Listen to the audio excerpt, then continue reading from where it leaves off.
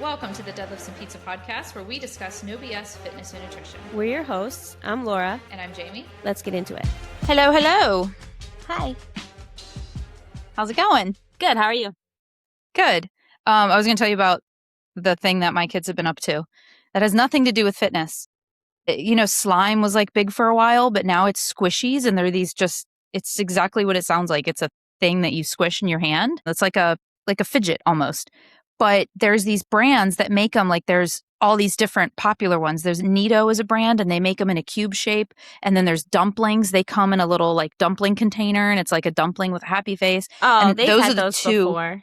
Yes, they've had them before, but right now, for some reason... No, I mean, my kids have had them before. I mean, I feel like they've kind of been around for a while, and kids have liked them in general. And there's some kind of phenomenon going on where the stores are selling out of them first thing in the morning, and people are lining up before the store opens to get these things. And stores are being super weird about it. They're like, we don't know when shipments will come, and when they do come, we don't know what we're going to get. So we open up the box and whatever they send us. So they're sending them real sporadically too. Like, oh, let's send Target like a box of Nidos, and let's send like Five Below like some dumplings. And it's this craze. And my kids have totally bought into the craze. So they've literally set their alarms for like 7 a.m. on Five Below's unboxing day.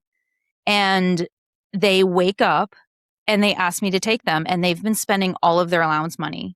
Are you looking them up? Yeah. Yeah. I just wanted to see if that's what they had. I just threw one out because it got all screwed up. That's funny. The funny thing about it is that when they first kind of started getting turned on to it, my daughter was like seeing a lot of stuff on it online, and there's a mall right by our house that has vendors on the weekends, and the vendors always have all of these squishies. And so they were like, we want to go, they were calling it squishy hunting. And we're like, okay, well, we'll go to that mall. They have like a ton of them.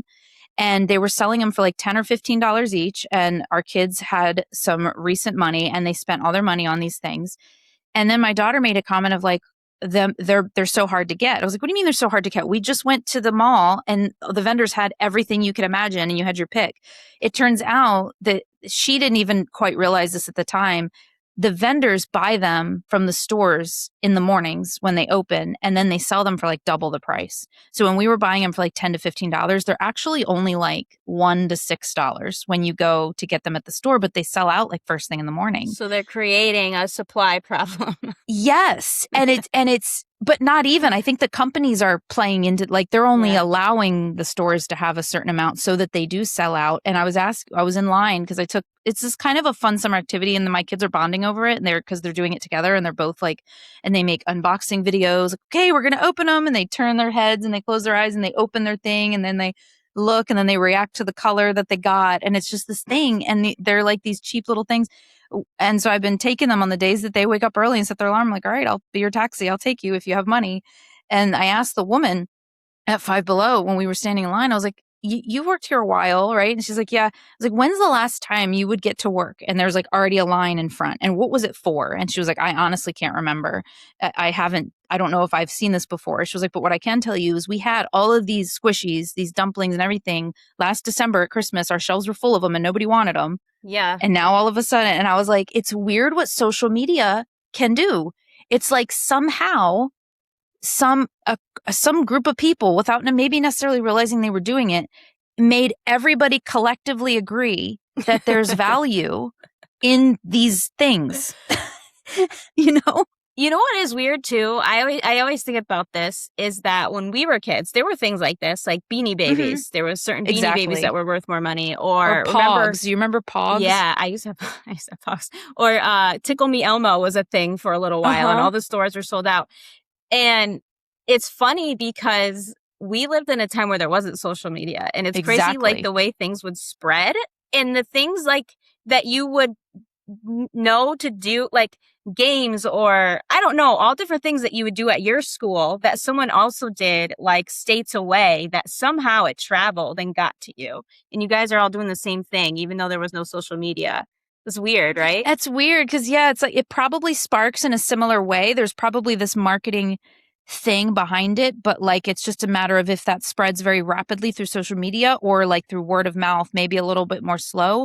Yeah. But there's some market, and it might not even be the company that's creating it. It's something about what people decide that they want and how, and who are the people. I want to know that. Like, who were the people that knowingly or unknowingly decided that a Tickle Me Elmo was so valuable, and how did they convince the masses? Again, maybe knowingly or unknowingly. How does that happen? It must start with, oh, this store is sold out, and then it just it like spreads and it goes. I don't know. Maybe it's the same way. Maybe it really is as simple as that. Maybe it's the same thing as like toilet paper and COVID. Yeah. Maybe it really just starts with they're sold out, and that alone, people are like, oh no. And then it's this trickle effect to all of a sudden you can't get toilet paper. Which is and insane. Nobody really knows why. Nobody knows why. Because you're looking at a Tickle Me Elmo and you're like, but I like some things are legitimate. Like I can understand the craze behind this cool collectible thing and it does this really neat thing. When you look at something like a Tickle Me Elmo, you're like, I don't understand. There's nothing cool about this. Furbies, maybe. That was a kind of it was weird, Furbies, but it was kind of a new thing. They were kind of creepy. Yeah, but they had a unique something about them. Do you remember Chia Pets? Chia. Yeah, which is so funny because it was just chia seeds. It was chia seeds. Which I didn't even know what chia seeds were back then. I know. I thought it was this special thing, and now I eat them, and I made a chia pet, like, because I was eating microgreens, and I was thinking about that while I was, like, growing them. I was like, okay, this is legitimately a chia pet. They just sold you the pot with holes in it. Yeah. And chia seeds. Interesting. Yeah. Anyway, that's what my last week has been dominated by, is going squishy hunting. Now that I know what they are now. Yeah, Caleb's had them before, and I just end up throwing them out all the time. Yeah. They're honestly they're cheap. I mean, they're cheap little things. You know what my husband said? Juliana will bite them. Oh, yeah. Oh, yeah. You don't want that. No. My husband said the dumpling one in particular, this cracked me up. Now I can't unsee it. He said it looks like a silicone implant. Yeah, it does. Literally, he was like, I think now that people don't really get implants anymore, they just repurposed it. I was like, that's hilarious. Some people do, but it's definitely not as common. People are getting explants now. Really? No, explants is more of a common thing right now. Huh. It's like there's this whole like explant like thing of people who got them all in the 90s and 80s or whatever, and now they're getting them explanted. I don't know if it's good to have like a foreign object in your body like that. Well, that's what it is. It's like there was a lot of reports of these really strange just things that people were experiencing and leaking of the material inside your body over years and then getting them out and their health things like just clearing up. And it's anecdotal. Are there any studies? I don't really know. It probably depends on who did it, your specific situation, but sure. I'm sure it can happen. Speaking of silicone implants, I love football so much. Laura, is it November already? No, football starts earlier than November. Oh, man. The first preseason game is tonight, and then there's just one game, and then not this weekend, the weekend after preseason starts. But my son started flag football. Yeah. And and I am like a child once I go, like, I watched him play baseball and it was fun. But like when I go watch football, it's like, I am so excited. There's something about football that makes me feel a certain way. It's one of my favorite things in the world. I don't know how to describe it because I'm somebody who I don't know, generally I don't know how to have fun a lot of times. Like I don't know how to relax. Like I always need like constant brain stimulation. So something that is not engaging enough for me, I get bored very quickly and easily. And I always have to be like being productive or like I said, like stimulating my brain in some way. But football is the one thing that on Sunday, I can just sit down and give myself permission to just relax and watch it because I just love it so much. That's so cool. I know. I don't know. There's something about it. And playing too. It was funny I think I told you this, but over the, like a month or something ago, I was going to say over the summer, it's still summer. I went to a party and I was playing catch with the football with my brother-in-law. And he was like, I just love the way your face lights up when you have a ball in your hand. He's like, you're like one of my dogs. Yeah. Like, ball, play with me, please, play with me. He's like, you become like a different person. But anyway, I went to his game and it was I'm so excited. They're only playing for 2 weeks though because because different people are taking it over and they didn't have enough time to set it all up, and I said 2 weeks, right? They're playing 6 games, but it's over 2 weeks. And they didn't also have the money or the time to buy pads and helmets and stuff like that. So everybody's doing flag. He's supposed to be doing tackle right now at his age, which he was really looking forward to. He's so excited to tackle people. I'm like, you're going to get tackled too. He's like, he's excited about it. Anyway, so he didn't have time. So it's like only 2 weeks long, but 6 games. So it's like really cool. There's a game, like there's another game tonight. There's 3 games a week. And he made a tackle, I guess if you want to call it that. He pulled a flag on the first defensive play.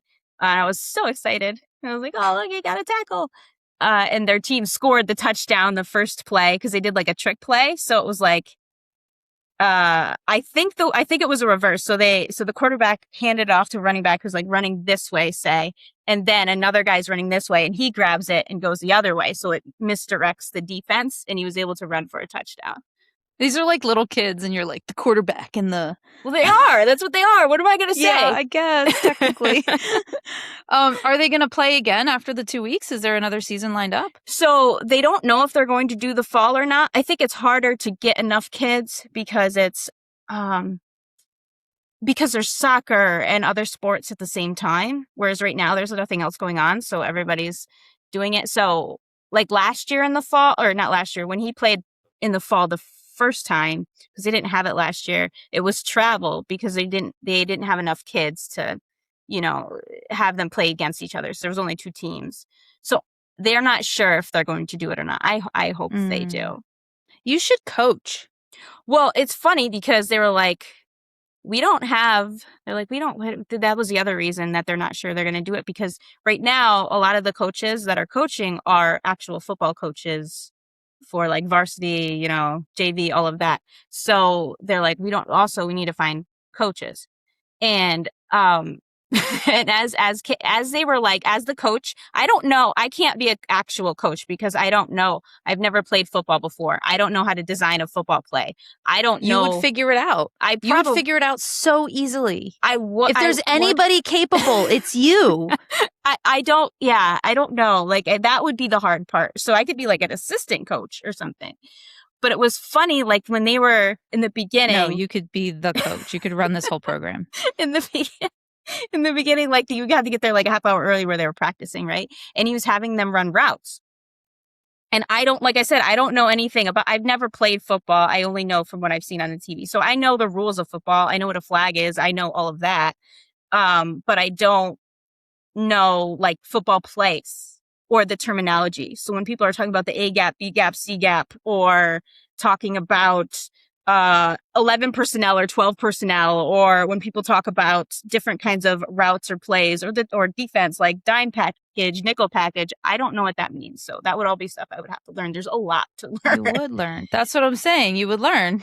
But he was so fast. He was having them run routes, and it was funny because when I was playing with Caleb over the summer and like trying to get him to be able to run a route, because kids at that age don't understand how to cut, so they will just run in a circle and like there's no swift, like there's no cutting. There's no quick change of direction. It's just kind of like a roundabout, Yeah. So I was trying to teach him. So the couple plays or the couple routes that we would run is I would have him run forward and then turn around and come back for the ball. So if you're playing, the defender would be like in front of you, and then you would swiftly, like you would turn around and the ball should be right there. I didn't know what that was called, but that's what I would have him do. And then the other one, I would have him run up a little bit and then cut real quick to the side and throw it to him like as he's going this way, right? And then I would have him run up straight, and then you go at like a 45-degree angle and you cut one way or the other. Which I know that one at least the one direction, I think it depends on what direction you're going, is called a slant. I'd at least know that, right? So I was like, that one was hard for him to catch it because the kids always want to stop. Like, you're supposed to keep running because I'm going to throw it in front of you. So you have to run and get under the ball. You can't just stop, Yeah.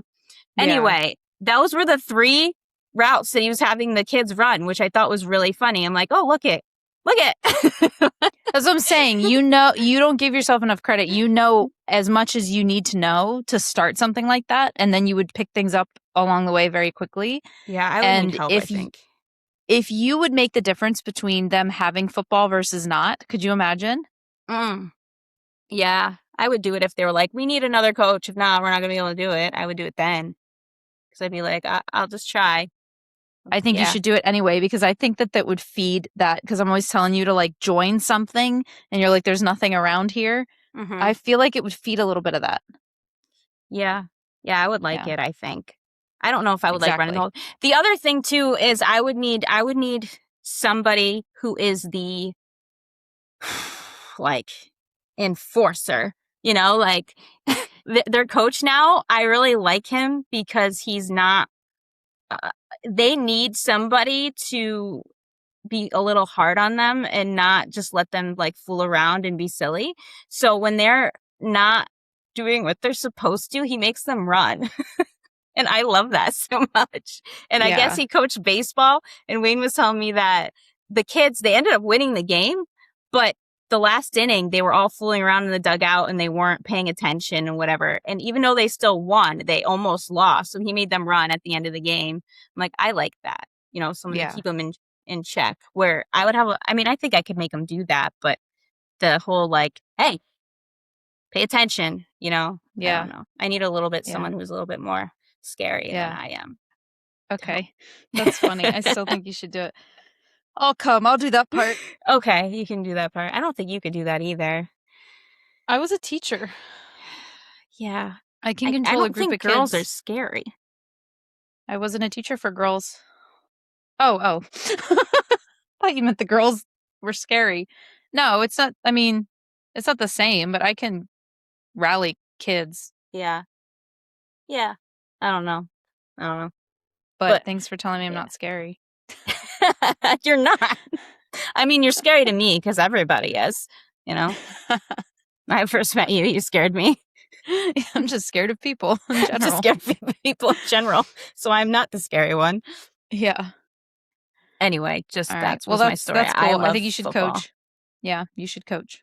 Mm. What else you got? Okay. I wanted to talk about isometrics. We're both doing those right now. Yes. And talk about the different kinds of isometrics and what they're good for and why you would use them and blah, blah, blah, blah, blah, blah. I thought it was interesting that you said you did overcoming isometrics, was a very unique kind of isometric training, and that you felt very stimulated. I did. So I did it this morning. That's so interesting. And at the end of the workout, I felt like I had, to me, half a cup of coffee, but that's because I am super sensitive to caffeine. To other people, it might be like 3, 4, 5 cups of coffee, or for you, like 100. But I don't have caffeine because that's like too much for me. Different people are like slower metabolizers of it, so it just affects me really a lot.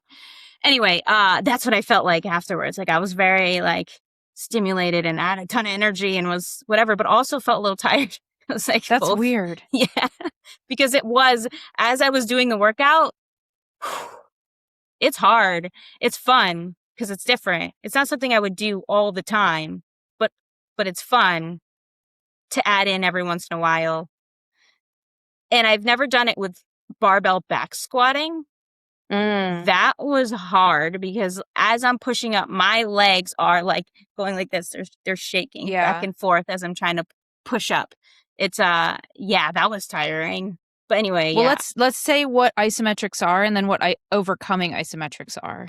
Yeah, so I'm going to talk about, so there's yielding isometrics and there's overcoming isometrics. So yielding isometrics is where you are trying to resist gravity or a weight or something like that. So you could think of that as you are towards the bottom of a squat and you're trying to hold that position for a long time. So that would be yielding isometrics. Generally, people do that for, like 20 seconds or more, sometimes even over a minute. And then there's overcoming isometrics, which is where you're pushing or pulling against an immovable object. And so they have different uses, but a lot of it is overlapping because they're both isometrics. But yielding isometrics is really good for stability, because if you think about it, like getting down into that position, having to hold it and having all your muscles, working at that time. It's really good for stability and joint and tendon health. It also can help with sticking points because you're going to get stronger in that position.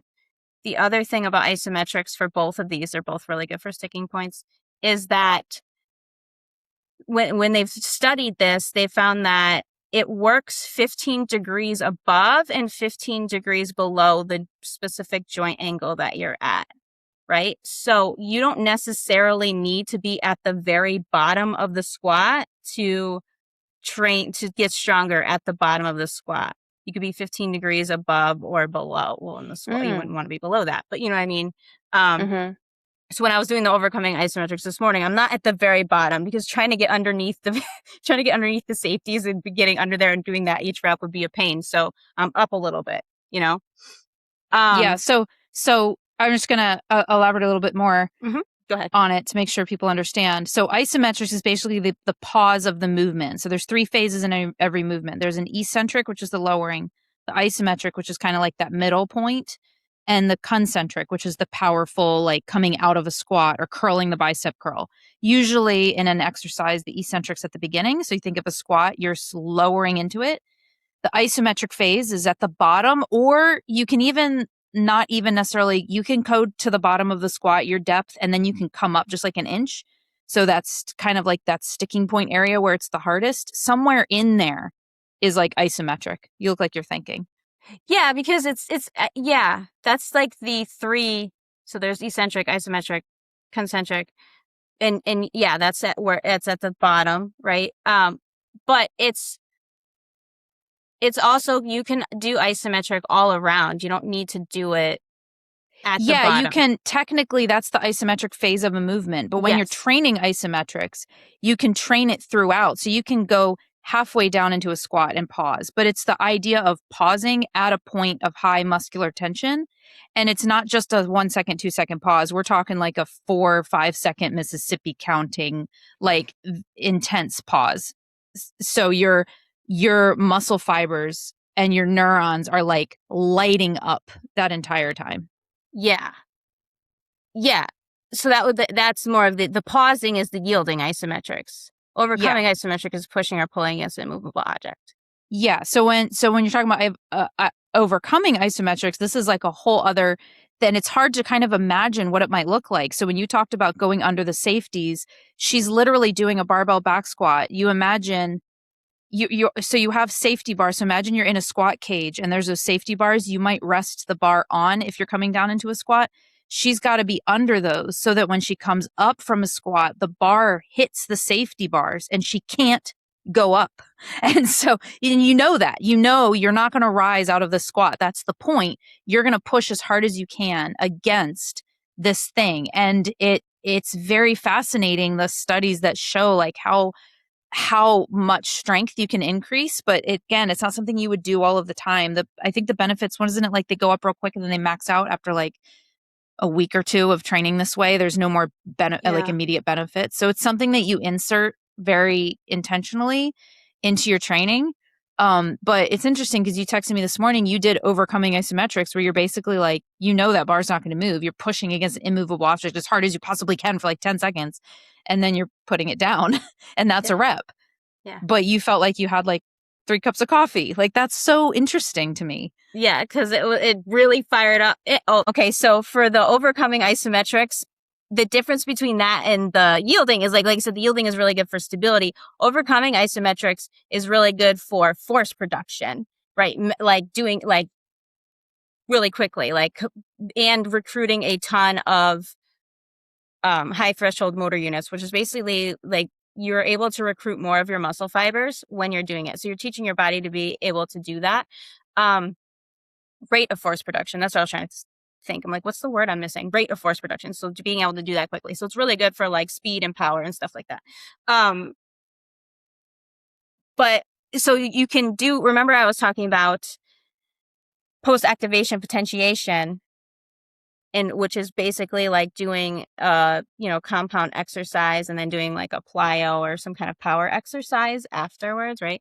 And this works really well for that because you're recruiting so many of those high threshold motor units that you normally cannot. Like, so in a regular lift, maybe you get like 88% of them. With this, you might be able to get into the 90s, which is a big difference when you're up that high, so you're able to recruit more of them. And most people don't know how to do that. They don't know how to get to all of their muscles, right? All their muscle fibers. So this can teach your body to be able to do that. So I was doing a deadlift, right?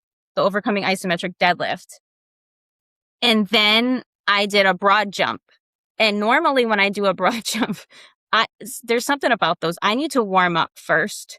Like I need to do pogo hops or pogo jumps or something to get my tendons and everything warmed up because they hurt otherwise. So I like land and it doesn't feel good all the time. So I didn't do that this time, and I probably should have, but I forgot because I forgot I was even doing it because I'm thinking I'm just doing the overcoming isometric. Anyway, so I did the deadlift. I waited like a minute and a half or whatever. Then I did the broad jump. And I went so far and so high when I went to do it that I landed. I'm like, really? Holy crap. I'm like, why'd that happen? Like, I was like, whoa, why'd I jump so far? It was kind of funny. Did you feel like Mario? Like, yeah, that's what I felt like. I was like, felt like I was up in the air for a while. That's crazy. And I was like, whoa. And so I landed out like hard. I'm like, ooh. Anyway, so it does work. I've done that with, the PAP with the post-activation potentiation. It's just easier to say PAP. I've done that with the, like just lifting like a heavy weight and then doing it, and it didn't work nearly as well. And then I did it with the squat. So when I did the overcoming isometric squat, then I did a vertical jump. And a lot of times for that, when I'm jumping, I'll try to like touch my ceiling. And normally, did you go through it? If I haven't warmed up, I could barely graze it or not even touch it. And I know like I need to warm up and get, like I was able to touch it super easy. So anyway, it definitely works for that. That's very interesting. So we're doing a similar program because you inspired me to do it. I just started my isometric week. So I'm doing 2 weeks of yielding isometrics. And then my third week is going to be overcoming isometrics. Yeah. How are you structuring yours? The whole entire phase. On Monday so I'm doing lower, upper. Monday was lower, yielding. I guess you could call them yielding isometrics. Most people, when they do yielding isometrics, is like I said, like 20 seconds. You're holding that area that you want to strengthen the most for 20 seconds or longer. This is a little bit different. That's a very long time. Yeah, I'm not doing it that long. That's what that is. So that's like, it's slightly different. So if you are, it's really good for, like, if you play in a sport and maybe there's a certain joint angle that you need to be really strong at, then you would train that specific joint angle. And like I said, it would be 15 degrees, 15 below. But anyway, something like that. Whereas with the way we're doing it, where you kind of go down into the squat and you pause, you're kind of, it's still training that because you're pausing there, but it's also just like taking that momentum away. So it makes it harder to go back up. But it also is teaching your body to be able to stop, like as you're going up. Because if you don't do that part where you're going down and then you stop, if you're just doing the pausing, then you're not really training that as much, right? So we're training that, like being able to stop. So if you're changing directions or whatever, anyway, being able to quickly go the other way. One of the hardest parts of the isometrics, because it is supposed to train the deceleration as well. So so it's weird too, coming off of doing the eccentric. So the first 3 weeks of my program was eccentric. So you're on the way down, you're counting 1, 2, 3, 4, till you get 6 seconds. So coming off of doing that, and now it's like not only are we not counting, but you want to make it you want to drop into it. You want to go fast. And then you want to go fast, and then you want to stop because you're training the deceleration. And then when you stop, then you want to hold it. And I'm holding somewhere between 4 to 6 seconds because that's about, and then powerfully come up. And it's really challenging Yeah. Especially coming off eccentrics where you're so focused on like slow and controlled lowering. And then you're like, Yeah. nope. It's funny too, because all three of them really work the concentric. Because if you're doing the slow eccentrics, the point is to still like pop out of it quickly, right? So you're going to go down and then you don't want to pause at all and you just want to pop up. When you do the isometric phase, yeah, it's the stopping and then you want to pop up. And then eventually next phase, concentric. So you didn't necessarily answer my question. So the way that I program my isometric phase is the first 2 weeks, I'm just doing like standard isometrics, like descending quickly, pausing, and then coming out. Mm-hmm. Then the third week, I'm going to do overcoming isometrics for that week. And I'm curious how you programmed. Yeah. those. So I'm doing lower, upper, full. So lower was Monday, upper was Tuesday, and those are that where you're dropping down, you're stopping, those kinds of isometrics, right? Pausing for 5 seconds. Then today was the overcoming isometric. So it was a full day of that with the pep. And then tomorrow is dynamic effort, where I am doing one of the overcoming isometrics in the beginning because it's really good. Like I said, to do is like a warm up before power or something like that. So I'm doing that. So that's more of the power day. And okay, and that's how many weeks? So you're doing all of it in 1 week, and you're doing that for like 3 weeks? Mm-hmm. Okay. Yeah, I think it's okay to do all of it in 1 week because they're not. That was the other thing I was going to say about them. That is like one of the benefits of them is they're not damaging, right? So you're taking out the eccentric part. It's really easy to recover from them. The pauses, I don't know. The Monday's workout made me sore, but I don't know if it was that or racing Caleb. I don't know. I was reading something of like a high school sport coach that does triphasic, and it was a really good article that I used and I referenced a lot. And he said that the isometric phase is historically, whenever he takes his athletes through triphasic, he said it's the one that is hardest to, like, they're the most sore from. That's really funny because it's supposed to be the exact opposite of that. It's supposed to be the eccentric, but he said that in his experience, the isometric is the hardest. So far, I agree. I agree with him because I was barely sore, and this week I'm still sore. I'm still sore today. Like, it's weird. Anyway, yeah. So 3 weeks. I'm only doing this for 3 weeks, though. The other eccentric I did for 4 weeks. Concentric I'm going to do for 3 weeks, but then I'm going to have a test-ish week at the end to try to see where I'm at with stuff. Cool. Yeah. Awesome. Mm-hmm. I've got some questions, some Q&As. Do you want to hop into those, or do you have anything else? No, I think I covered it all. I probably missed stuff because I didn't talk. I was all over the place. So I didn't talk about all the benefits and stuff of it. But I have it talk written about down. that. I have it written down. Maybe I'll look to make sure I have everything. All right. So yielding, I wrote stability, joint and tendon health. I think I said that right. Improve sticking points. We went over that. So you put it. You're going to do it somewhere in the middle of or around where you are the weakest. Muscular endurance, that makes sense, right? Because you're holding it for a long time. And then for the overcoming isometrics, I wrote, getting stronger at sticking points, overcoming plateaus, teach your body to recruit more motor units to produce more force, great at activating the central nervous system. That's why I felt like I had 6 cups of coffee. That's so interesting. Improve rate of force development, creates minimal muscle damage, get a big neural benefit with less systemic fatigue and better recovery, improve strength, makes joints and tendons stronger also. Yeah. So and how long, I know the post-activation potential, like when you do those isometrics and you're pushing inside a movable force, and it's something like, I think I was reading that like in the first second, you might only be pushing at like 50% of what you can push. And then in the second or two, you might come up to like 75%. But then by the third through fifth second, you are kind of like increasing how like the force that you're pushing against. So if you wait like that full 10 seconds, then you have a good majority of those seconds where you're pushing it like 100%.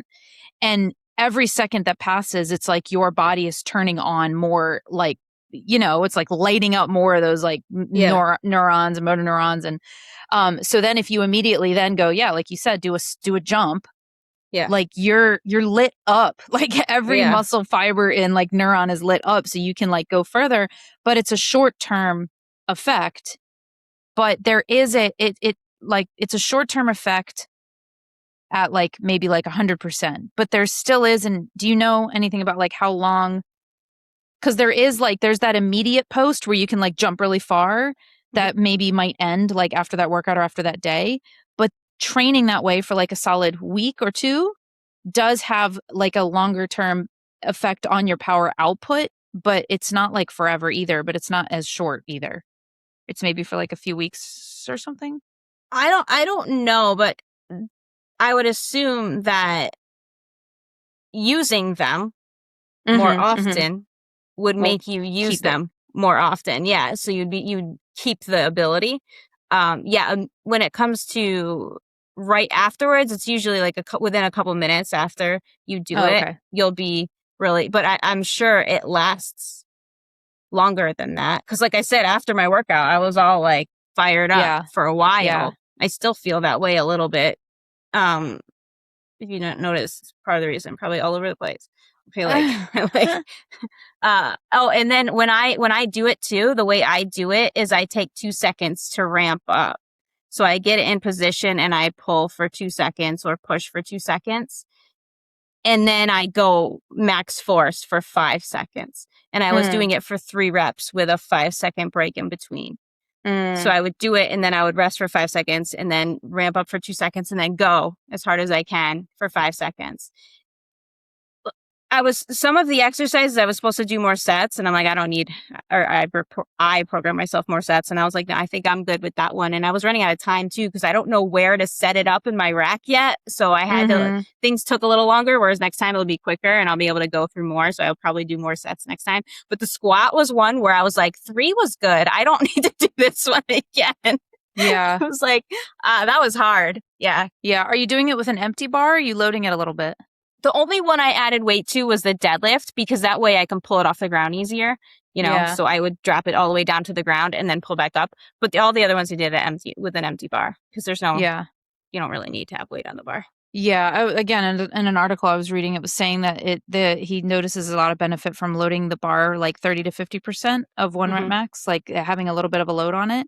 Yeah. And so you're still training, like if you're in a squat, you're still training from the sticking point down and like pushing up against it. So I don't know. Very interesting. I've heard people say that too, like a percentage. I'm like, I don't think I'm just going to use the empty bar. That's way easier than me putting weight on the bar and all of that, especially when I'm doing so many sets of it. I don't want to. Yeah. It's too much work. It's having to get under it. Because setting it up is a pain. This one I was watching, the way he did it was he wanted the whole rep. So he would have them standing there like with a normal squat, then they would squat down and then they would kind of duck walk under the safeties and then they would push up against it and then they would drop back down and duck walk out and come back up. And then they would drop down, duck walk under the safeties, push. And I was like, man, you're really adding, there's a lot going on in there. To me, it's not individualizing it as much then, like the whole point is like to work on one thing at a time. And you're kind of like, I don't see a point to working on how much is adding a little bit of weight to the bar going to train other areas. Yeah, I'm not sure. You know what I mean? Yeah. I don't know. I'm going to do that at a different time. Yeah. Anyway.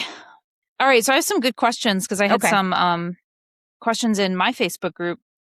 And they're good because it's always good to get questions from people because you sometimes forget when somebody's like starting off strength training or like you forget what kind of things are going through their mind and like, what am I supposed to do here? And I might like not even think about that. So I'm going to go through, I have 3 of them. Okay. And we can go through those. So this person says, 44 years young and finally made the decision to invest in my health, physical, emotional, and mental. Super excited about this new world I'm entering of building more healthy bodies. Maybe more than just her own healthy body. If I train 3 days a week, should I try to do cardio and walking the other 2 days? That is the question. So basically, if I'm trying to get healthier overall and build strength and build a healthy body, I'm going to add strength training 3 days a week. Should I be doing cardio or walking on the other days? Should is the word that I would take out. Could I should, no, like you don't have to do anything. You could, but it would be beneficial to add in cardio and walking on other days. But it depends on what you like, how much time you have, if that's going to make it harder for you to stick to your schedule. Like some people get over ambitious and then they end up not doing all of it or any of it because it's just too much. So I would say prioritize the 3 strength workouts. And then if you do have extra time or energy, yeah, definitely, especially the walking on the other days. Yeah. If you can try to have a step goal for every day, regardless of if you strength train or not. So if on the non-strength training days you feel like going for an extra walk and your steps are a little higher, then that's fine. But I wouldn't worry so much about that as more so as like a great first step would be to just have a general step goal every day. So if you're really inactive, then maybe having it be 6,000 or 7,000, like wherever you currently are, like try to increase a little bit in terms of just overall movement, while adding in that strength training and trying to put energy and effort into learning how to lift with good form and apply progressive overload. So instead of worrying about that you're doing something every single day of the week, take those 3 somethings that you're doing in the strength training and try to make them as good as you possibly can. Like put a lot of energy and thought into the intensity behind those and how to get better and improve over time, because that's where you're going to see the biggest benefit. If you strength train 3 days a week for the next year, and you also are trying to make sure that you get in strength, cardio and walking on the other days, and you're so focused on maintaining that schedule that at the end of a year, you've never actually increased the intensity in your strength training,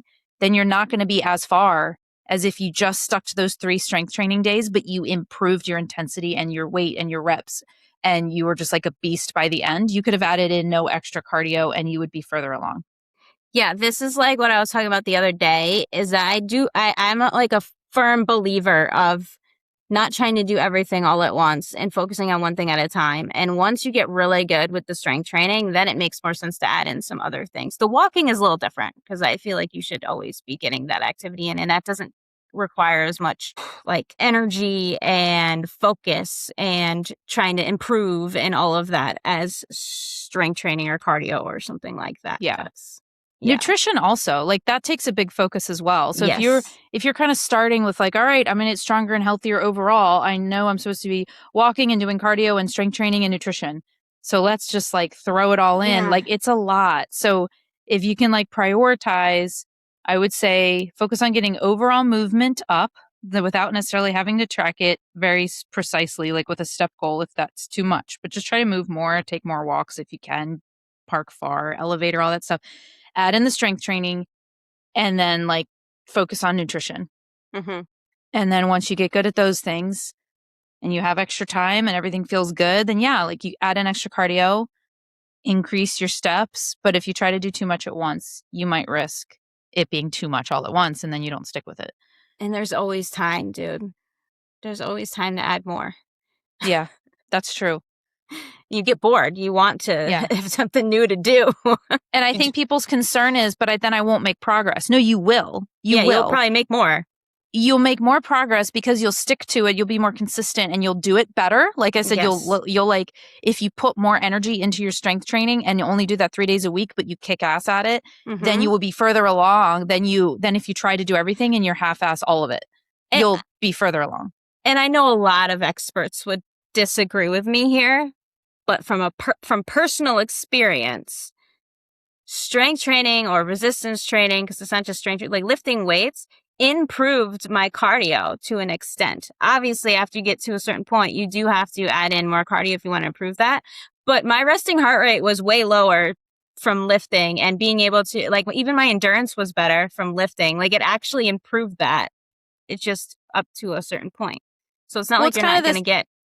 It's kind of the same idea as going to like Orange Theory or like a boot camp class that does cardio and weight, but with weights. So you're lifting weights, but it's very high intensity and you're sweaty and you're going back and forth between exercises. You will get stronger. Mm-hmm. Like you will build muscle because you're using weights and your muscles haven't like done that before, but it'll cap out real quick because you're not, that's the same idea. Like, you'll improve your cardiovascular and strength training, but it's not cardiovascular training. So you'll hit a wall that you won't be able to get beyond without cardio training.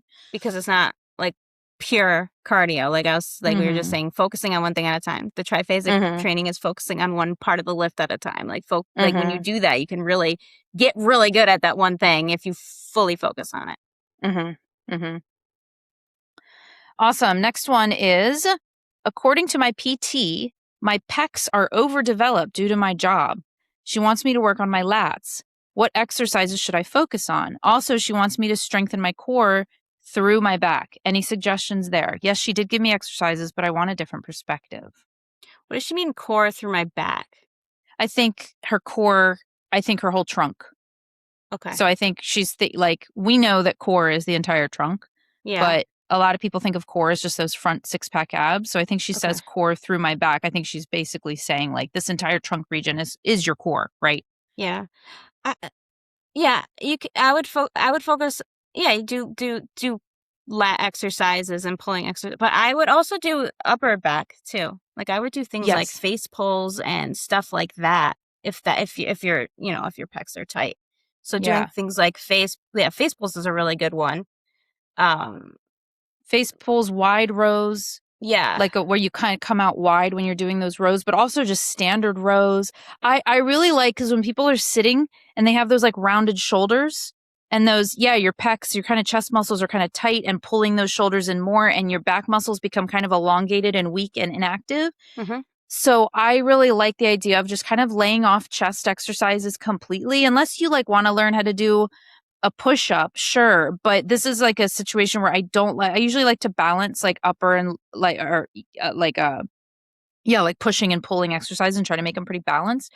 For somebody like this, you want to do more of the pulling exercises. It helps with your posture too, but just getting those, and then a lot of stretching and elongating with the pectoral muscles as well.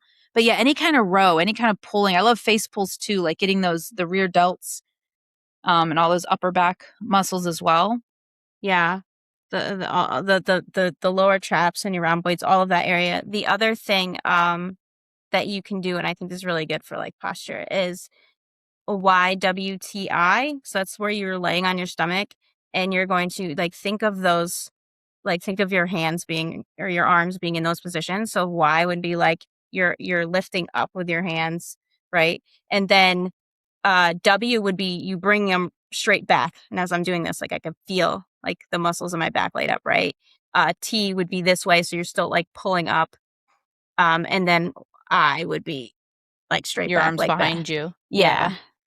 So that's just mobility. So you're not using any weight with that. You're laying on the floor or bench. You can use weight, but it's very hard. So it's isometric training is what it is. So you're going to hold those positions for, maybe you start out with just 5 seconds and then you go to 10 seconds, then you go to 15 seconds. And then you're able to add really small weights to it and be able to do that.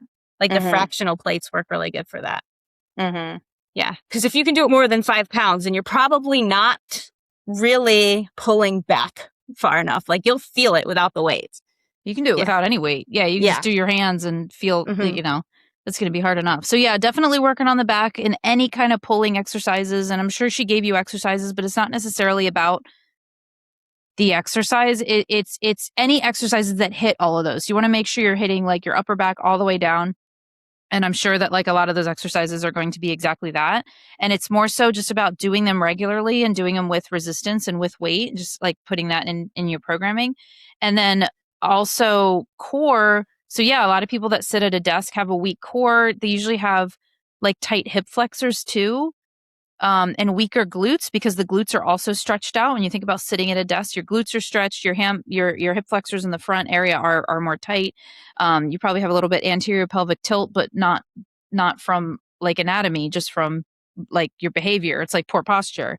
So improving your core strength, but also glute strength, I think is important. It really helps kind of balance that all out and balance your pelvis as well. It's your post, a lot, we're all do things in the front of us. So posterior chain, anything in the back of you, working that you gotta area. Work the back of you. Yeah. Because people are stretching out the back of them because you're sitting in a chair. Yeah. And then we're not working out the back of us because you don't see it as much. So you don't think about it. And so, you have to strengthen those muscles back there and then strengthen your core. And so, I'm sure that the exercises that a PT gave her were going to be core strengthening exercises that are great. And again, it's not so much about like making sure you get all these different types of exercises, making sure you're doing the right ones consistently and well. Yeah, and it's not like sit-ups, especially if your hip flexors are tight, because that's just going to make that problem worse, you know? So, because a lot of people use their hip flexors when they do it instead of using your abs. So you want to work on those deep core muscles, so things like dead bugs and bird dogs. Plank variations, planks. Yeah, stuff things like that are that. focusing on that whole core stability. Maybe even what's a Superman where you lay on your belly and you kind of lift up your shoulders and your head as well as your legs, and you kind of are balancing almost like on your belly button. Yeah. That's good for those lower back muscles as well. So yeah, I would say just as long as there's variety, I would like to see. So this person said she did give me exercises, but I want a different perspective. I'm sure that if it's a PT, they gave you a variety of exercises that focus on stability, the rhomboids and the lats and like a whole bunch of areas. I would obviously would like to see those because that would just confirm. So it's more so again just about making sure you do them consistently, because even if they aren't like the best variety of exercises in the world, if she gave you some, you're going to improve if you consistently do them. You don't necessarily need a library of like a million exercises. You just need to make sure that you're incorporating them and doing them well. Agree. So that you can improve. All right. Last question is, when strength training, what balance of carbs and protein should I be getting? Also, before or after my workouts? This is definitely individualized. So what percentage, so it depends on how much you're eating, but generally I find somewhere between 25-30% from protein. And then for me specifically, I like around 40% from carbs, because that's enough where it makes me like it's going to be enough to fuel my workouts. You don't need as many as some people push, but then you also need more than none, like other people say. So like that's my happy medium and balance. So if I'm at like 30% protein, 40% carbs, maybe 45, 25 to 30% fat is usually like a good place for me that I find. But I think this is individualized. So you kind of have to play around with it and see how you feel the best. Yeah. I also think that for somebody who is maybe like just starting out and you're thinking about nutrition and how to optimize it, again, simple is going to be better. So yeah, I think that there's a lot of room for optimizing for an individual, like you said, like in playing around with things. But I also would say that most people will do really well for an extremely long time just eating 3 balanced meals that have about 30 to 40 grams of protein per meal, a healthy serving of carbs, which is going to end up being like 30 to 45 grams of carbs. And then the fat a lot of times comes naturally either in the cooking process or in the protein that you choose. But you could always add a healthy fat like avocados or some olive oil or some nuts or something like that. But if you just focus on having that balanced meal 3 times a day and then having some kind of snack that also maybe is some carbs and some protein, like some fruit and some cheese or something like that's in there somewhere, wherever it fits. Like if you're normally hungry in the afternoon, then have that snack in the afternoon or something like before bed. And then whenever you strength train, it's most likely going to land in the middle of those meals naturally. So she says before or after. Well, you need carbs and protein before and after your training. But if you eat breakfast and then you go train and then you have lunch later, the nutrients are going to be there. And so I would focus more on balancing those 3 meals, making sure there's carbs and protein represented in each. And unless you're feeling like shaky or like for some reason your strength training is just really in a weird place of the day, like maybe you're doing it early morning and then you're not eating until lunchtime, like you're doing an intermittent fasting, like if you have some kind of like something like that, that's just a little bit different. But if you don't, then just doing 3 meals a day with 30 to 40 grams of protein, 30 to 45 grams of carbs, and the fats naturally 3 times a day, then you're going to have the nutrients in your body to strengthen. You don't have to worry about it that much. You don't have to meal time. You don't have to place it before or after. When I have a newer client, we just focus on the protein a lot of times, and the carbs and the fats just naturally end up in a good place. Most of the time, it's really only a problem if one is really high or one is really low. And then for timing, I do not think it's something that 90% of people need to focus on. If you're an athlete or something, sure, everything needs to be optimal. But when you're a regular person, it's not going to move the needle at all. Yeah. Focusing on when you're eating. It's focusing on what you're eating, not when you're eating. That is way low on the scale of what's important. Yeah. I mean, it is like beneficial to have carbs and protein after your workout, but I don't think over time it would. Like it would, I think it's more if you're like high up there. Yeah. So again, just simplifying it first, getting really good at the simple 3 meals a day that's balanced, strength training consistently. And then if you want to start optimizing timing or like when, to be honest, me personally, I consider myself advanced. I don't really think about it that much. I eat breakfast. I strength train in the morning, sometimes before breakfast, sometimes after. If I feel like I need a little something because I'm really dragging, I'll have a little something. And if I feel fine, I don't worry about it. If I exercise in the afternoon, I still have my lunch in me from earlier. And if I'm a little hungry, that's fine. I actually find that I'd much rather work out, especially if it's cardio, when I'm a little bit hungry than if I'm full. So if I'm like a little bit hungry, I won't like eat beforehand because I'll be fine and I get through it and then I eat. So it's not that important. I do not like eating. I don't like eating. I don't like eating before my workout. I want to. Yeah. I want to eat after. And it's funny actually. Even right after my workout, I'm not as hungry. Like I feel hungry, but then it dulls it a little. Yeah, I'll eat a little bit and then I'm full right away. And then so lately what I've been doing is eating half of my shake in the morning after I get the kids on the bus and take a shower and whatever. In this case, after this podcast, that's when I'll freeze it and then I'll eat the rest of it, which is really nice in the summertime because it's been hot. Because I don't have the time either. It takes forever to drink a shake anyway. Yeah, so it's not that big of a deal. No. Yeah.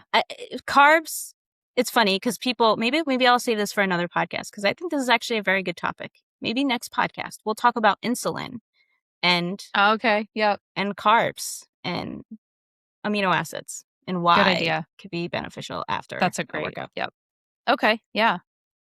Yeah, but in terms of like, as long as your body has glucose and has amino acids in there, like 2 to 3 hours before, 2 to 3 hours after, you're going to be fine.